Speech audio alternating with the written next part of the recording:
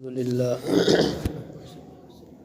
لله رب العالمين والعاقبة للمتقين والصلاة والسلام على سيد الأنبياء والمرسلين وعلى آله وأصحابه أجمعين أما بعد نبی پاک صلی اللہ علیہ وآلہ وسلم کی نصیحتوں کے بارے میں بات ہو رہی تھی،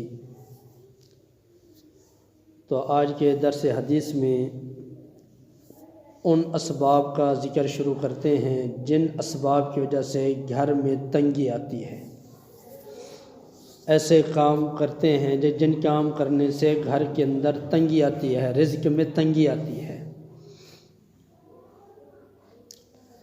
اللہ تعالیٰ قرآن میں فرماتے ہیں وَمَنْ أَعْرَضَ عَنْ ذِكْرِي فَإِنَّ لَهُ مَعِيشَةً ضَنْكَ، کہ جو اللہ تعالیٰ کے ذکر سے منہ موڑ لیتے ہیں، غافل ہو جاتے ہیں، اللہ تعالیٰ ان کی معیشت تنگ کر دیتے ہیں، ان کا رزق تنگ کر دیتے ہیں، اللہ تعالیٰ ان کے گھروں میں تنگی مسلط کر دیتے ہیں۔ کہ جو اللہ کی یاد سے غافل ہو گیا، جس نے اللہ کو بھلا دیا، اللہ اس کو بھلا دیتے ہیں۔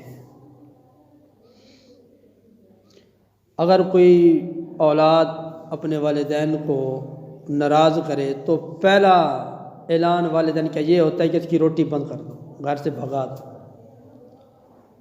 تو جب رب کے ذکر سے منہ موڑیں گے تو پھر اللہ تنگی مسلط کر دیں گے۔ حدیث پاک میں آتا ہے عن ابی ہریرہ رضی اللہ تعالی عنہ و ابی سعید رضی اللہ تعالی عنہ، حضرت ابو ہریرہ رضی اللہ تعالی عنہ سے روایت ہے اور حضرت ابو سعید رضی اللہ تعالی عنہ سے کہتے ہیں یؤتی بالعبد یوم القیامہ، قیامت کے دن ایک بندے کو لایا جائے گا، فیقول اللہ لہ، اللہ تعالیٰ اس بندے کو کہیں گے الم اکرم کا، کیا میں نے تمہیں عزت نہیں دی تھی؟ وَأُسَوِّدْ کا، کیا میں نے تجھے سردار نہیں بنایا تھا، سرداری نہیں دی تھی؟ وَأُزَوِّجْ کا، اور کیا میں نے تیرا نکاح نہیں کرایا تھا؟ وَأُسَخِّرْ لَكَ الْخَيْلَ وَالْإِبِلَ، کیا میں نے تجھے گھوڑے اونٹ نہیں دیے تھے؟ وَأَذَرْكَ، اور میں نے تجھے چھوڑ دیا، تَرْأَسُ وَتَرْبَعُ، تاکہ تو سردار بن جائے، تجھے سردار بنایا جائے۔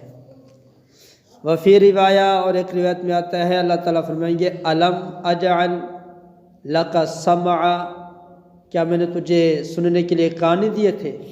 وبصرا، دیکھنے کے لیے آنکھیں نہیں دی تھی؟ ومالا، اور تجھے مال نہیں دیا تھا؟ وولدا، اور تجھے اولاد نہیں دی تھی؟ وسخرت لک الانعام والحرث، اور میں نے تجھے جانور دیے، تجھے کھیتی دی، ساری چیزیں تجھے دی۔ وترکتک، اور میں نے تجھے چھوڑ دیا، ترأس وتربع، تاکہ تجھے سردار بنایا جائے اور تو سردار بن جائے۔ فیقول بلا، وہ آدمی کہے گا کیوں نہیں اللہ، تو نے سب کچھ ہمیں دیا تھا، تو نے سب کچھ مجھے دیا تھا۔ راوی کہتے ہیں فیقول، اللہ تعالیٰ اس سے پوچھیں گے، کہیں گے افظننت انک ملاقی، کیا تجھے یقین تھا کہ میں قیامت کے دن اپنے رب سے ملاقات کروں گا، اپنے رب سے ملوں گا؟ فیقول، وہ کہے گا لا، مجھے یقین نہیں تھا، مجھے یقین نہیں تھا کہ میں رب سے ملوں گا۔ فیقول لہ، پس اللہ تعالیٰ اس کو کہیں گے الیوم انساک کما نسیتنی، دنیا میں تو نے مجھے بھلا دیا تھا، آج میں رب نے تجھے بھلا دیا ہے۔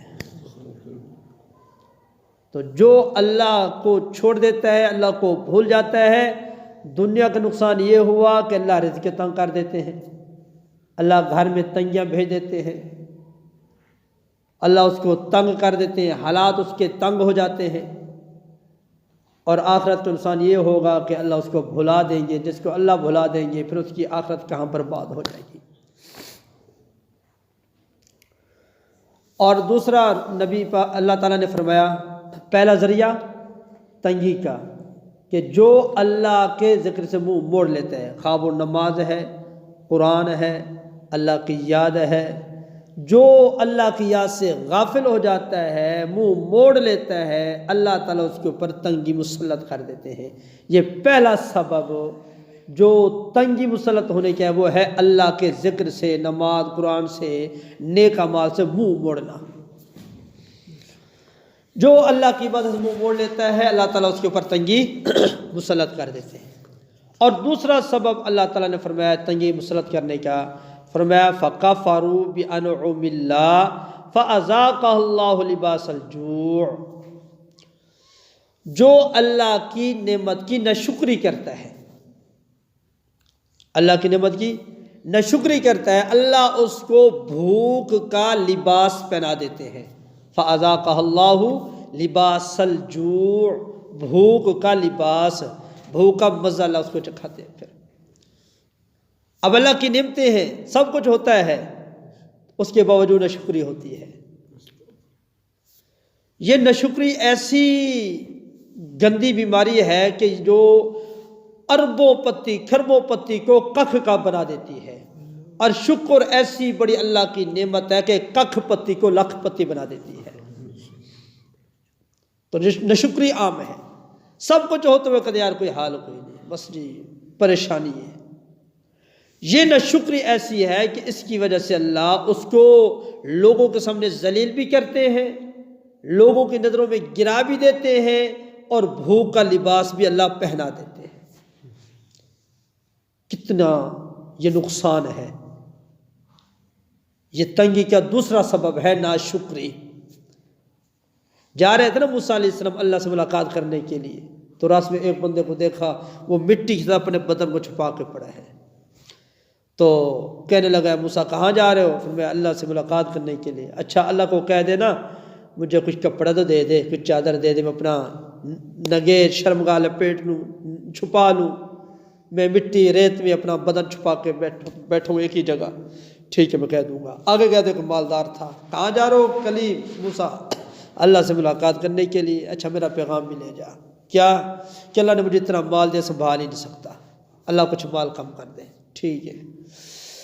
جب موسیٰ علیہ السلام گئے اللہ کے پاس اور اللہ سے ملاقات کی تو پھر دونوں کا پیغام بھی دیا۔ جب مالدار کا پیغام دیا تو اللہ نے فرمایا اس کو کہو میری ناشکری کرے، اور جب وہ غریب کا پیغام دیا جو مٹی سے اپنا تن چھپا کے بیٹھا تھا، اللہ نے فرمایا اس کو کہو میرا شکر ادا کرے۔